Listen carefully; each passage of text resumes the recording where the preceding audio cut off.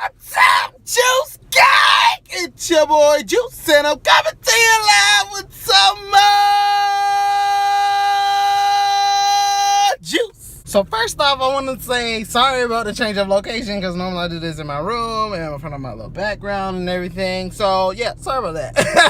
But I am the late reviewer, and the reason why I call myself the late reviewer is because I normally review these movies like maybe a week or two after the fact of, you know, them like being like top of the box office and whatever and whatnots. So there's a lot to talk about at this point. Like, people have seen it, some people haven't seen it, and if you haven't seen it, I would like to know why you haven't seen it yet. And if you have seen it, I want to know what it is that you like or what it is that you don't like about the movie, because I have my opinion, you have your opinion, and I don't want to be the spoiler in the video. But you know, down in the comment section below, we just get gangster with it, and you can just let me know how you feel about the movie, and I'll let you know how I feel about the movie, and you know, we just, you know, have a little community right here in the comment section below.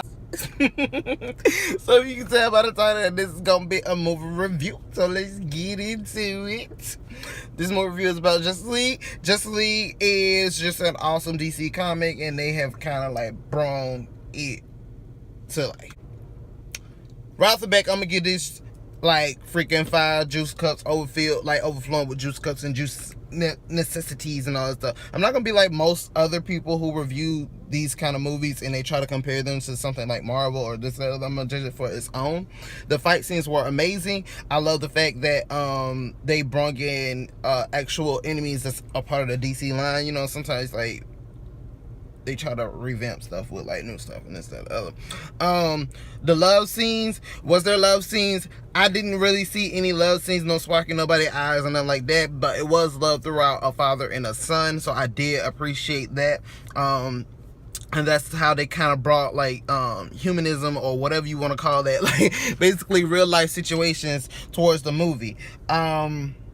Setting wise, I feel like the setting was perfect. It was phenomenal. Like, I didn't think that they were trying to like do something else or try to be like outside the box. They kept it within the DC realm and things like that, so I really did appreciate that. The dialogues was very comical and very, you know, pop culture-ish and this and that other stuff. They basically pretty much tried to make DC Comics more modernized, and I accepted it for that. The transitions were amazing. The wardrobe was amazing. I love the fact that the wardrobe was very 2017-ish, and I love the CGI from it and things like that. I did appreciate the fact that they used CGI when it came to Cyborg's costume as well.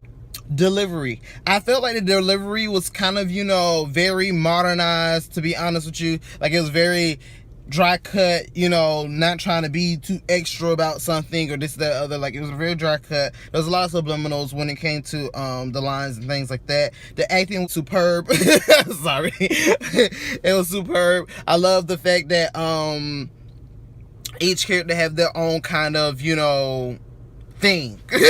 Every character wasn't trying to like feed off of each other. They were who they were for who they were and all that other stuff.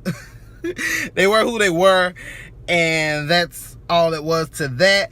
The story was good. I feel like it didn't go too deep, but I did feel like for a moment, this is just my personal, I felt like they kind of dragged it a little bit. Like I felt like this 2-hour movie could have been like 1 hour and 50 minutes or maybe even 1 hour and 15, because the majority of it was a little bit them trying to build up to a certain point, and I just felt like that was just too much. That's just personally me, you know, being like that busy person, like wanting to see the movie, see what it is, see what they have to offer, and get on out of that. It's the first one, so it ain't gonna be all that. They don't try to do all that type of stuff into the second one. Everybody know that.